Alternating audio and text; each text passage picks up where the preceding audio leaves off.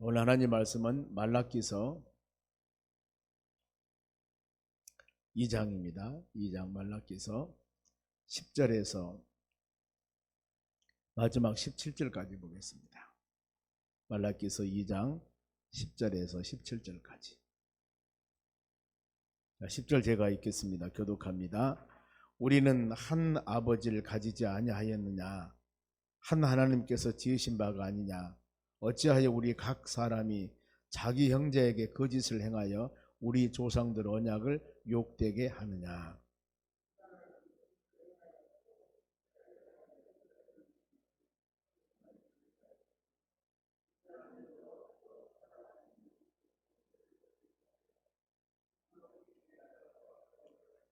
이 일을 행하는 사람에게 속한 자는 깨는 자나 응답하는 자는 물론이요 만군의 여호와께서 제사를 드리는 자도 여호와께서 야고보 장막 가운데서 끊어버리시리라.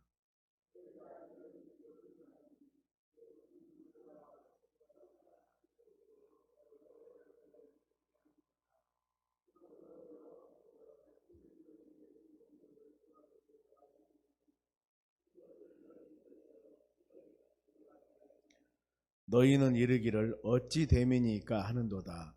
이는 너와 너희가 어려서 맞이한 아내 사이에 여호와께서 증인이 되시기를 때문이다. 그는 내 짝이요 너와 서약한 아내로 너희가 그에게 거짓을 행하였도다.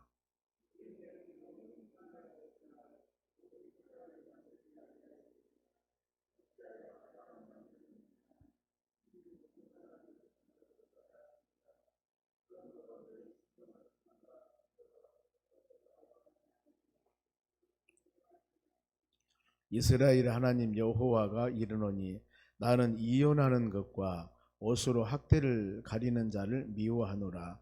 만군의 여호와의 말이니라. 그러므로 너희 심령을 삼가 지켜 거짓을 행하지 말지니라. 너희가 말로 여호와를 괴롭게 하고 이르기를 우리가 어떻게 여호와를 괴롭게 하되 드러나이까 하는도다. 이는 너희가 말하기를 모든 악을 행하는 자는 여호와의 눈에 좋게 보이며 그에게 기쁨이 된다 하며 또 말하기를 정의의 하나님이 어디 계시냐 함이니라. 아멘. 옆 사람 인사합시다. 오늘도 승리합시다. 자, 말라기서 2장에서 1절에서 9절까지는 제사장들에 대한 책망이었습니다. 그런가 하면은 이제 본문의 10절에서 마지막 17절까지는 백성들, 하나님의 제단에 제물을 드리는 영적인 지도자인 제사장들에 대한 타락, 그리고 그러면 백성들은 어땠을까? 백성들에 대한 타락을 지적하고 있습니다. 우리는 모두 하나님의 자녀로서 하나님을 섬기며 믿음 안에 살아가야 되는 겁니다. 그리고 우리의 모든 삶의 기준은 하나님 말씀, 성경에서 하지 말라는 것은 우리 삶 가운데 유익이 된다 하더라도 그건 하나님이 싫어하는 일입니다. 그리하기 때문에 안 하는 것. 그리고 뭔가 모르게 하나님께서 하라고 하는 일들은 그 자체 바로 우리는 또 행해야 된다는 거. 그래서 삶의 기준이 인간적인 방법들이나 윤리나 도덕적인 차원에서 넘어서 하나님 아버지께서 우리에게 원하는 뜻이 무엇인가 이걸 잘 분별하면서 지혜롭게 믿음으로 살아가야 될 줄로 믿습니다. 끊임없이 세상은 우리를 유혹하고 미혹합니다. 이렇게 살아라. 그것이 바로 많은 사람에게 칭찬을 받으며 출세하고 복된 길이다. 그러나 그 모든 것이 하나님께서 우리에게 원하는 길인가를 깊이 묵상해 보면서 만일에 그것이 내게 유익이고 많은 살 출세도 하고 세상에 좋은 일을 할지라도 하나님 원하는 일이 아니면은 우리는 그만하는 것. 그것이 바로 하나님께서 우리에게 바라는 일입니다.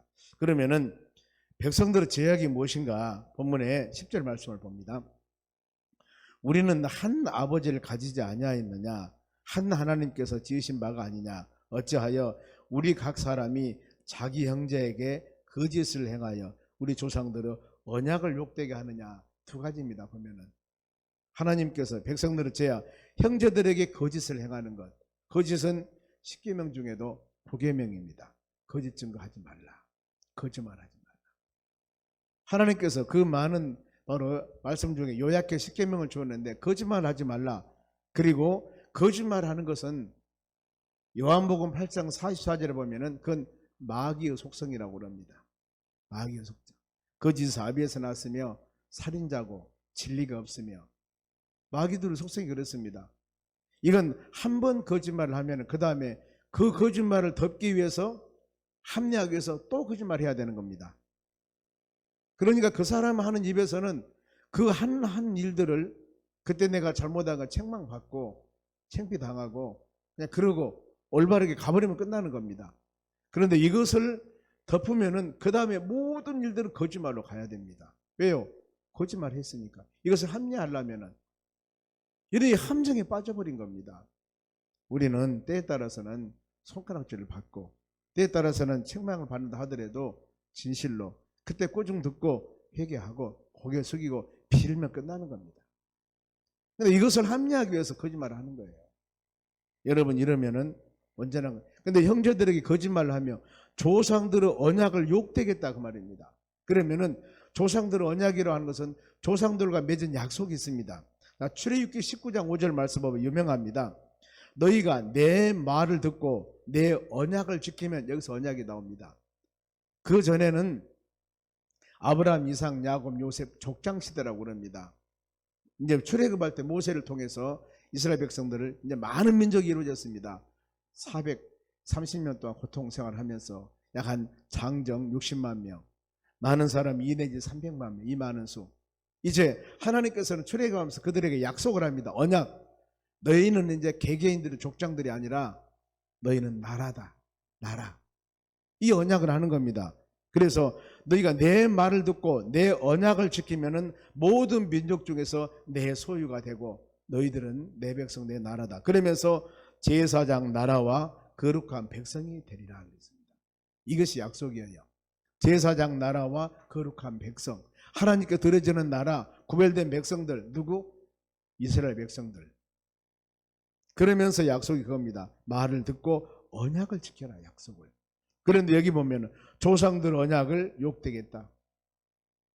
약속인 것 그대로 지키며 살아가야 되는데 이 두 가지가 백성들에 대한 잘못함입니다. 그러면은 하나님께서 오늘날 우리에게 66권 성경 말씀을 주셨습니다. 더 요약해서 10계명, 아니 모세의 5경 율법, 구약 신약 하나님 말씀을 주었습니다. 우리의 살아가는 삶은 하나님 말씀 묵상하면서 믿음으로 살아가는 겁니다. 이것이 우리의 삶입니다. 그러면 하나님께서 우리에게 약속했습니다. 너희는 베드로전서 2장 9절 어제 아침 말씀드렸습니다만 제사장 나라 거룩한 백성으로 하나님 우리를 선택했습니다. 우리 여러분은 동일합니다. 제사장 나라 거룩한 백성 택하십니다. 우리 하나님의 택하신 믿음의 자녀들.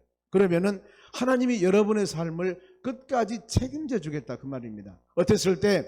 말씀과 믿음 안에 살 때입니다. 조건이 그거예요. 모든 성경 말씀 읽어보면 구하라, 기도해라, 그러면 내가 응답하리라. 성령 받고 나가서 증거해라, 그러면은 열매를 맺게 할 것이다. 하나님의 약속입니다. 이 약속, 씨를 뿌려라, 그러면은 가을이면 거둘 것이다. 이건 하나의 진리 아니겠습니까? 심지 않고 어떻게 거둘 수가 있겠습니까? 그래서 우리는 먼저 행하는 것입니다. 말씀대로. 그래서 이 신약의 야고보서 기자는 핵심이 야고보가 그럽니다. 행함이 없는 믿음은 자체가 죽은 믿음이다. 그런 믿음 참 많습니다. 말로 알고 행하는 많은 것은 많습니다. 그런데 삶 가운데 실천하기가 연약해요. 우리는 이를 위해서 간절히 기도해야 됩니다. 하나님 항상 겁니다. 이 말씀을 듣고 지키고 그 다음에 행하는 자에게 복이 있다 그랬습니다. 이 아침에도 새벽 미명인 아침시 하나님께서 우리에게 주신 말씀을 여러분들이 마음에 새기면서 오늘 하루도 하나님 믿음으로 살기를 원합니다를 기도해야 되고, 더 나가서 하나님이 나에게 깨달음을 주셨는데 그 일을 실천하기가 너무 힘겨워 이랬을 때 힘을 주세요. 물질이 부족할 때 물질도 주세요. 나 혼자 못했을 때 할 수 있는 사람 붙여주세요. 하나님께 간구하는 겁니다. 그러면 우리 삶 가운데 되어지는 하나하나 모든 일들이 어떤 사람과 같이 운이 좋아서, 내가 다른 사람보다도 더 인격 인품이 뛰어나서, 이게 아니에요. 하나님이 우리를 도우셔서 우리 마음의 계획을 이루어 나가신 겁니다. 이것이 바로 신앙인들의 고백입니다. 되어진 모든 하나하나 일들이 내가 하는 것이 아니었고 환경과 여건이 좋아서 하는 것도 아니었고 하나님이 만드시고 하나님이 도와주셔서 생겼다는 것으로 고백하는 것, 그거 바로 신앙인들의 고백입니다. 여러분, 우리 모든 일의 고백을 이렇게 하시기 바랍니다. 바울이 고린도 교인들에게 보내는 서신에서도 그렇습니다. 먹든지 마시든지 무엇을 하든지 다 하나님 영광을 위해서 해라. 이것이 바로 우리 믿음의 사람들의 삶입니다. 그러면은 백성들이 하나님께 욕되게 하는 일이 있습니다. 어떤 것을 욕되었을까? 11절 보세요. 보면은 11절, 유다는 거짓을 행하였고, 유다는 남쪽 하나님 선택한 백성들이에요. 이스라엘과 예루살렘 중에서는 가증한 일을 행하였고, 지금 하나님을 선택한 백성들입니다. 믿음의 자녀들이 즉 거짓을 행하며 조상들을 욕되게 했느냐 하면서 하나님이 유다는 구체적으로 말씀을 해요. 거짓 행했고 이스라엘과 예루살렘에서는 가증한 일을 행하였으니, 가증한 일이라고 하는 것은 일반적으로 윤리나 도덕적인 타락도 있지만은 우상 숭배를 주로 성경에는 말씀합니다. 가증한 일. 그러면서 유다는 여호와께서 사랑하시는 그 성결을 욕되게 하여, 성결을 욕되게 했다. 여러분의 성경에 보면은 거기에 3 써가지고 바로 조그만한 글씨가 쓸 겁니다. 그 해석이 나왔어요. 바로 성결은 성소를 말한다. 성소가 뭐예요? 하나님의 성소, 하나님의 성전을 욕되게 했다. 그러면서 이방신의 딸들과 결혼했으니, 그래서 하나님의 성소를 거룩하게 하지 못했고 결혼을 이방인들과 결혼, 불신결혼입니다. 하나님 이것을 책망하고 있습니다. 성경에는 불신결혼은 금합니다. 출애굽할 때 출애굽기 34장 16절에도 그 딸들을 너희 아들 아내로 삼지 말고, 이제 하나님께서 말씀을 주십니다. 가나안 땅 들어가서 나라를 이루고 민족을 이루고 살 때 가나안 원주민들이 있습니다. 원주민들, 너희 아들과 그의 딸들을 그 며느리로 정말 삼지 말고 그의 딸들은 그들의 신들을 음란케 섬겨, 이 이방 여인과 결혼하면 그들이 섬기는 신이 있다, 그 말입니다. 그래서 너희 아들들이 섬길까 두려우니라. 그러면서 항상 성결하게 하라. 안 믿는 자매와 믿는 아들이 결혼을 했습니다. 그런데 아들이 신실한 신앙이다면은 이걸 잘 이겨나갈 수가 있는데 1년, 2년, 3년 살다 보니까 안 믿는 이 신앙심이 없고 안 믿는 자매와 결혼을 하다 보니까 어때요? 신앙이 옅어진 겁니다. 아니면 이제 신앙생활을 안 해버린 거예요. 그 말씀이에요. 정말 너희 아들들이 섬길까 두렵다. 바로 신앙에서 타락이, 이런 사례들은 여러분 얼마든지 많이 있습니다. 우리 주위에도. 이런 것을 사전에 예방하기 위해서 믿는 자녀들, 그래서 항상 우리는 장성돼 나이 커서 이 아버지 어머니 이분하고 결혼했습니다 하고 결혼하겠습니다 하고 데리고 오면은 어쩔 거예요. 이미 다 둘이 약속하고 데려오는데 안 된다, 못한다. 옛날이야 어명, 부모님은 말씀 한마디면 우리 부모가 거절해서 안 돼 이러는데 요즘 젊은이들 말씀 잘 듣습니까? 가정의 불화가 오기 시작합니다. 이제 부모와 자식 간의 관계, 아니면은 새로운 며느리와의 바로 자식 간의 관계. 내가 좋아하는 청년하고 결혼해서 생활을 살려고 그러는데 세상에 어머니 아버지 반대, 그럴 리가 없겠지만 두고 봅시다. 이러면 어떻게 될 거예요? 그래야 하기 때문에 우리는 어려서부터 간절히 기도하면서 애들한테 가르쳐야 됩니다. 너는 믿는 사람하고 사귀라. 믿는 사람하고 사귀라. 이걸 끊임없이 가르쳐야 돼요. 끊임없이. 장성 내에서도 여러분 할 수만 있으면은 모이면은 이 얘기 꼭 하셔야 됩니다. 믿는 사람하고 결혼해라. 그래야만이 그게 우리 어머니 아버지는 이렇구나 알 수가 있는 것이죠. 알아서 할 수 없습니다. 보면은 지난 주일날 우리 성도 한 분이 아들이 결혼식을 했습니다. 제가 그랬죠. 주일날 결혼식 참 어렵다고. 저도 못 갔습니다만은 바로 이런 사례인데 어제 전화를 제가 했습니다. 죄송합니다. 그랬더니 역시 마찬가지예요. 애들이 하는 일이라 제가 막을 수가 없었습니다. 죄송합니다. 오히려 죄송하다고 그래서 그런 부분들 어떨 겁니까 보면은요. 그래서 우리는 어렸을 때부터, 그래서 성경 교육은 어렸을 때부터 가르치라는 겁니다. 이것들이 부모들의 사명입니다. 부모들이 해야 할 일입니다. 그 다음에 남은 하나님이 알아서 하겠죠. 우리의 몸이 하나님의 성전이라고 그랬습니다. 솔로몬은 이스라엘 3대 왕으로서 40년 동안 왕했습니다. 사울도 40년, 다윗도 40년, 솔로몬도 40년. 그래서 3, 4, 12, 120년을 이 이스라엘 나라 통일 왕국이라고 그랬습니다. 통일된 한 왕이었습니다. 이후로부터는 남북이 갈라져 가지고 계속 싸우고 고통당하고 어려움당하고 그랬습니다. 나라가 없어질 때까지. 왜 그랬을까?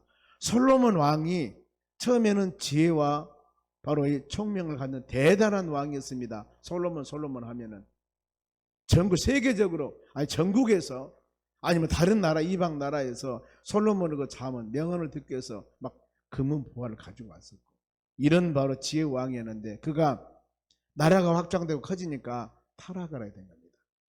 왜냐하면 다른 나라 점령하다 보니까 서로 좋은 나라가 되기 위해서 그 나라 왕의 딸들하고 결혼을 막 하게 되는 거예요.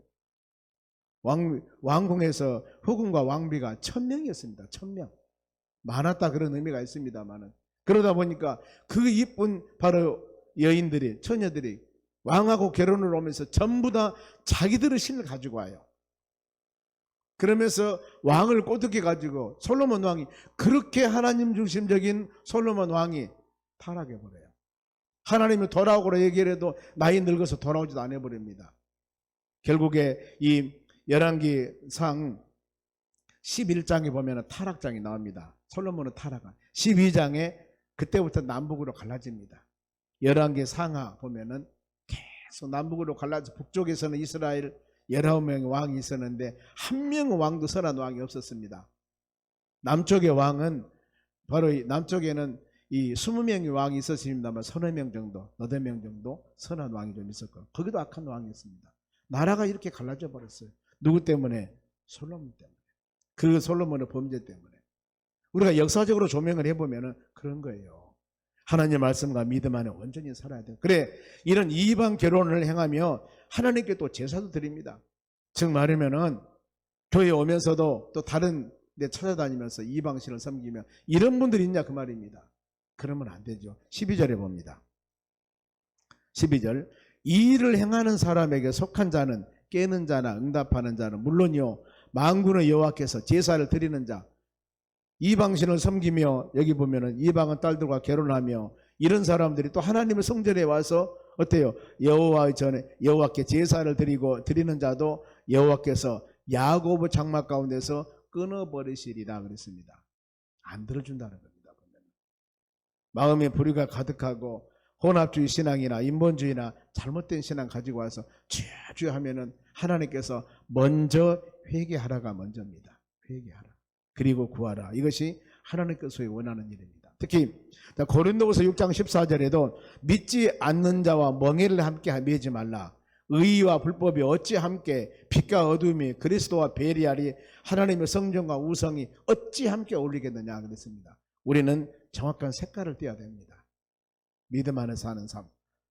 그리고 이제 서로 간에 이혼 문제에 대해서 말씀을 하는데 가정제도입니다. 남자들의 타락한 행위로 13절 말씀 보면 부인들이 눈물, 울음, 탄식으로 호소하면서 재단에 눈물이 쌓입니다. 가정의 어려움 때문에 여인들이 가정 문제 때문에 교회에 와서 얼마나 울면서 기도하던가 이 교회가 눈물바다가 되는 거예요. 에베시가 맞아. 이런 시대, 즉 말하면 그 시대가 많은 남자들의 타락된 행동을 통해서, 그러면은 이렇게 행하는 사람들이 하나님의 전에 와서 기도할 때 어떻게 될 것인가? 13절 중반절 말씀 봅니다. 그러므로 여호와께서 다시는 너희 봉헌물을 돌아보지도 아니하며 그것을 너희 손에서 기꺼이 받지도 아니하리라. 너희가 물질, 너희 헌신 온전히 안 받는다 그 말입니다. 그러면서 부부관계나 온전한 사랑이나 올바르지 못할 때 그 예배가, 그러니까 남편하고 아주 안 좋은 관계가 되고, 물론 하나님 교회 와서 기도하지만은 성경 가르침은 이 문제 먼저 해결해라. 베드로전서 3장 7절에도 아내는 연약한 그릇이다 귀하게 여기라 하면서 너희 기도가 막히지 않게 하라 그랬습니다. 부인 속상해 놓고 아니면은 가정제도 잘못하면서 교회 와서 온전한 척하면 하나님께서 온전히 안 여긴다 그 말입니다. 너희 기도가 막히지 않게 해라. 하나님은 그 기도 안 들어주신다는 겁니다. 여러분 말라기서가 4장으로 되는데 말라기 전체 내용은 예배 회복이라고 그랬어요. 예배 회복.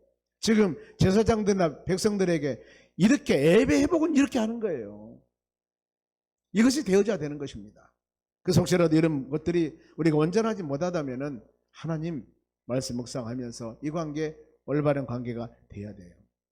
골로새서 3장 19절에도 남편들아 아내를 사랑하며 괴롭게 하지 말라. 자, 괴롭다 그 말은 쓴맛 나게, 얼마나 힘들었으면 쓴맛이 났을까? 아니면 화나게 그 말.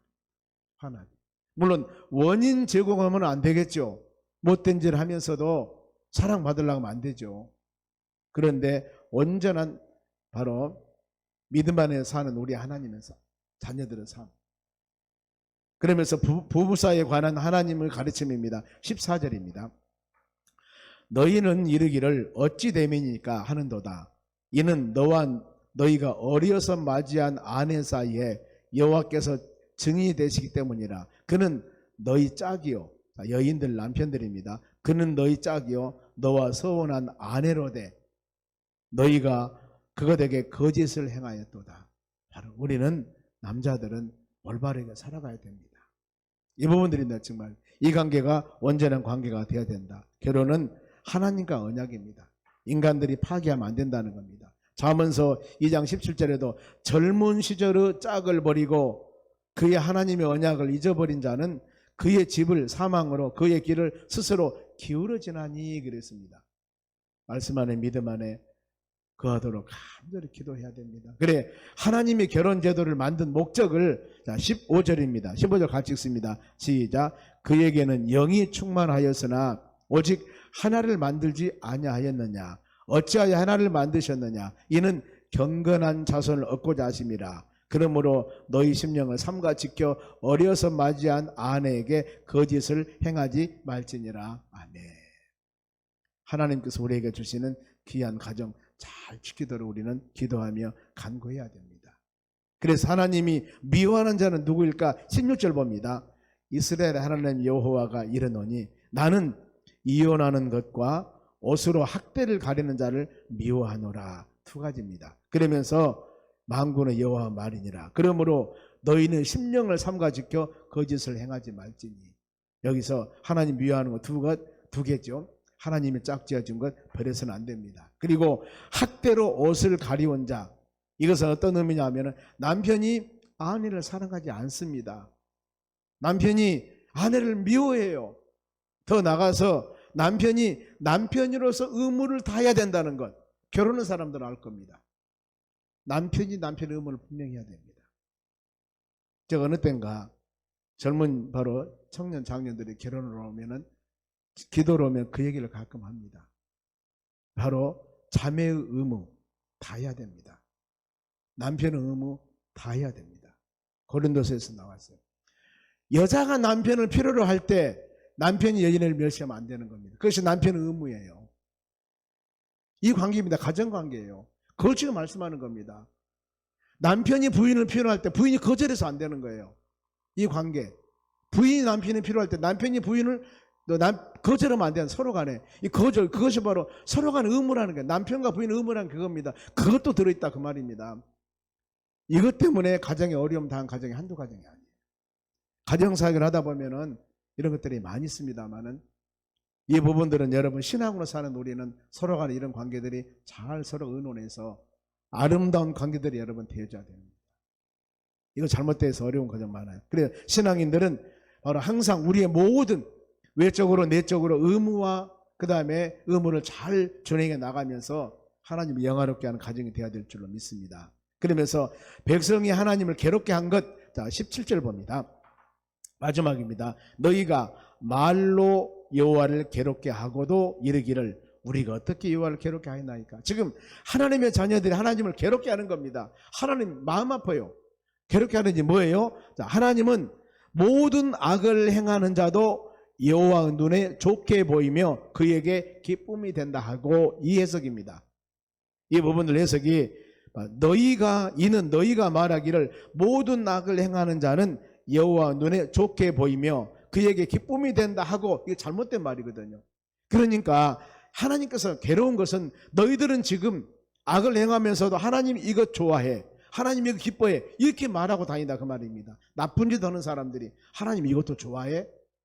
이것은 하나님 마음이 괴롭다 그 말입니다. 그러면서 정의의 하나님이 어디 계시냐? 이 말은 하나님은 공의롭지 못하고 하나님은 공평하게 심판하지 않는다. 이렇게 나같이 죄 짓고 있는 사람 하나님이 계신다면 벌을 왜 안 내래? 하나님이 안 계셔. 이런 사람하고 똑같습니다. 왜 그 사람이 죄를 짓는데 하나님이 벌을 안 내릴까요? 베드로후서 3장 9절 회개하고 돌아오기를 기다리고 있습니다. 기다리고 있습니다. 만일에 하나님께서 그때그때 죄를 짓고 하나님 책망받을 일을 했다고 때리면은 우리 온전한 사람, 믿는 사람이든 안 믿는 사람, 온전한 사람 하나도 없습니다. 그때그때 마음의 생각이나 언어나 행동 잘못했으면 하나님은 그때마다 막 세상 말로 쥐어 팬다면은 다 맞아 죽지요. 그런데 그렇게 자로 나오나 치우치고 죄를 지어도 하나님이 보고 계신 것은 너 언젠가는 회개하고 돌아올 거다. 회개하고 돌아오기를 기다리는 하나님의 사랑입니다. 하나님 안 계신 것이 아니에요. 하나님이 기다리고 있습니다. 하나님이 괴로워하십니다. 말로 괴롭게 하지 말라 하나님께서는. 자, 시편 37편 1절에 악을 행하는 자들 때문에 불평하지 말라. 불의한 자를 쉬게 하지 말라. 그들은 풀과 같이 속히 배임을 당하며 채소같이 쇠잔할 것이다. 언젠가는 금방 없어집니다.